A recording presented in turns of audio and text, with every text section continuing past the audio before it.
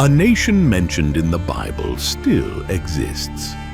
Today the world calls it Iran. But when the ancient texts recorded its name, it was known as Persia. It was under that name that decrees changed the fate of Jerusalem, that kings ruled a vast empire, and that an entire civilization entered the history of the scriptures.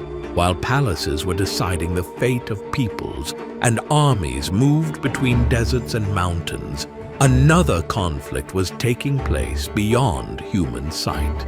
Daniel recorded a strange episode from that period. A heavenly messenger said he had been delayed for days by something he called the Prince of Persia. Centuries passed. Empires disappeared. Borders were redrawn. The very name of that nation changed. Even so, when the biblical texts speak of it, the name remains the same.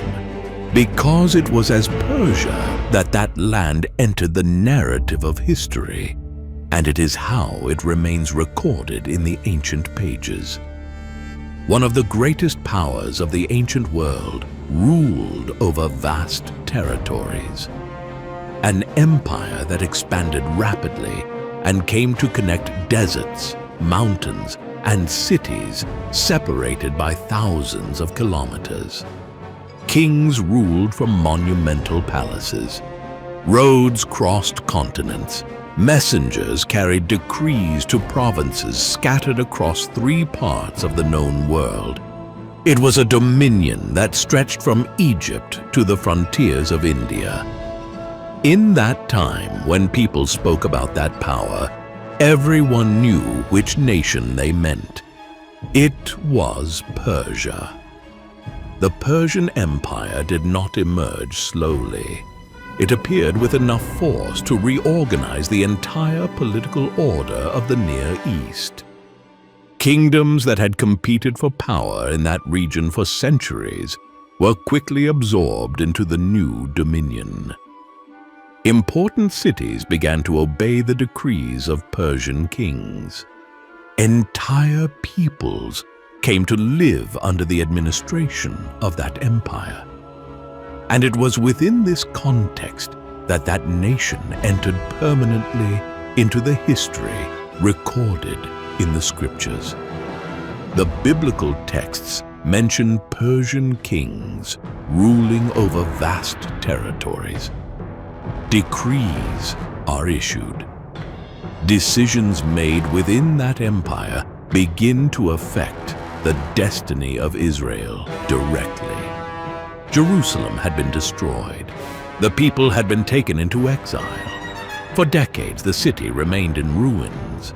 Then a decree emerged from within the Persian Empire.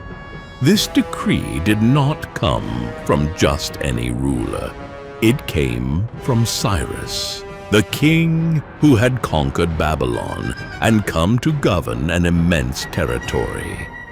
Peoples who had lived under previous empires for generations were now under his authority. When the new government was established, an unexpected decision was announced. The peoples taken into exile could return to their lands. Among them were the Jews, who had been taken far from Jerusalem decades earlier. What had seemed permanent began to change. Entire families began preparing for the journey back. Caravans crossed deserts and valleys carrying objects, tools, and memories of a city that had remained destroyed for generations. Jerusalem would be inhabited again. The city could be rebuilt. And the order that made this possible had been issued within the Persian Empire. It was the power of Persia in action.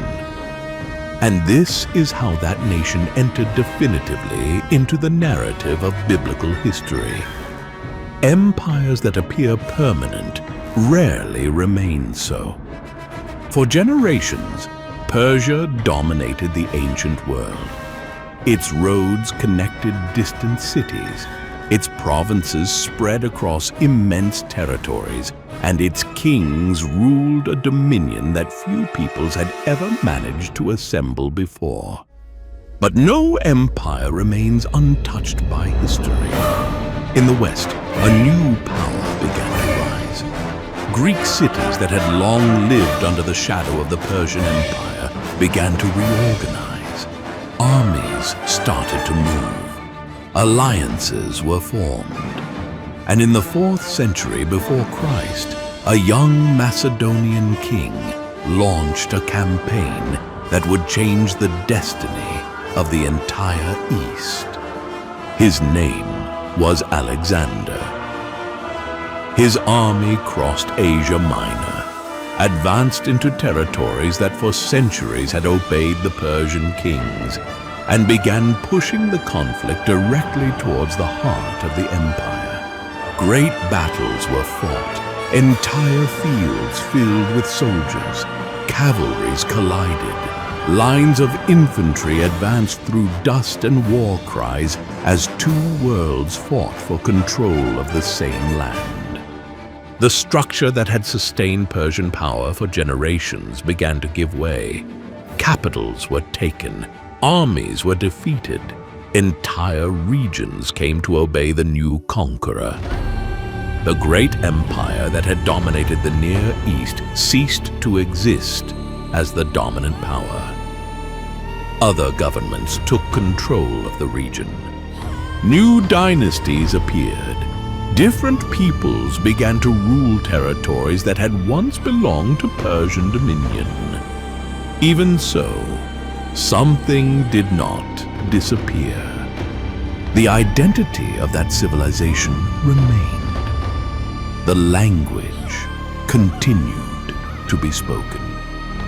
The culture passed through generations. The memory of a vast empire remained alive among the peoples of that land. Kingdoms changed. Governments were replaced, borders were redrawn again and again. Yet that region of the world continued to be recognized by the same name that had once defined one of the greatest empires of antiquity, Persia. That name passed through dynasties. It survived foreign conquests. It continued to be used even when other powers ruled the region. Centuries passed. History moved forward. And then, already in the modern world, something unexpected happened. The name that had endured for millennia would no longer be used officially. For a long time, the world continued to use the same name for that nation. Maps recorded that land as Persia. Travelers spoke of the ancient Persian territory. Chroniclers described dynasties that had ruled that civilization through the centuries. The name passed through empires, wars, and profound transformations in the Middle East. Even after the fall of the great ancient empire, that region continued to be identified in the same way. Persia was still the name by which the world recognized that land. Then, in the 20th century, something changed. A new government had taken power. The country was going through a period of transformation. Reforms were reorganizing the state, strengthening central authority, and attempting to project a new national identity to the world. The man leading this process was Reza Shah. His government sought to modernize the country, reorganize institutions, and present the nation as a strong and unified state in a region marked by political instability. Within this process of transformation, a decision was made. In 1935, the government announced that foreign countries should abandon the traditional name used internationally.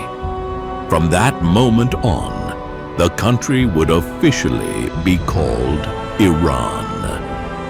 The name was not entirely new. Within the region's own tradition, it had long existed, used to refer to the land of the Iranian peoples. Yet outside that region, for a long time, the world had continued to use the name inherited from antiquity, Persia. With the government's decision, maps began to change. Embassies received communications. Official documents adopted the new name. Newspapers began speaking of Iran. Gradually, the old term disappeared from everyday use outside historical contexts. Persia ceased to be the country's official name. Iran took its place. The change, however, did not alter the land itself. The mountains remained the same. The ancient cities stayed where they had always been. The population continued to live in the same region that had once been the center of one of the greatest empires of antiquity. The territory was the same. But the name by which the world would recognize it had changed. And so, on modern maps, that nation came to be known by a name that did not exist when the biblical texts were written. When the biblical texts mention Persia, they are not merely recording the name of an ancient empire. They describe a nation that exercised direct influence over decisive events in the history of Israel. Persian kings appear in the narratives authorizing decrees, altering destinies, and allowing events that once seemed impossible to take place. It was under Persian rule that the return from exile began. It was under the authority of Persian kings that Jerusalem received permission to exist again as an inhabited city. Decisions taken within that empire changed the course of the history of an entire people. But in one of the most striking accounts in the scriptures, the name of Persia appears connected to something that did not occur before human armies. The prophet Daniel recorded that he spent weeks in prayer and fasting, seeking understanding about the future of his people. For 21 days, no answer came. When a heavenly messenger finally appeared, he revealed that he had been sent from the first day of the prayer. The delay had not happened because there was no response. The messenger explained that he had been hindered during that entire period by a force described as the Prince of Persia. Only when another powerful being came to assist was it possible to overcome that conflict and reach Daniel. The episode reveals a rare aspect of the scriptures. While empires ruled on earth and kings made decisions that affected entire peoples, conflicts were also taking place in an unseen dimension. And at that moment in history, even the name of Persia appeared connected to a scene that went beyond the political events of the world. That is why when the modern reader opens the Bible, they encounter a name that seems to belong only to an empire that vanished in antiquity. Many associate Persia only with a distant period of history. But that name does not refer to a lost territory. It points to the same region that today appears on maps under another name. The modern world came to call it Iran. Yet, in the ancient pages, the name that remains recorded is still the one that existed when those events were written: Persia. Throughout history, names change. Cities receive new titles. Kingdoms disappear.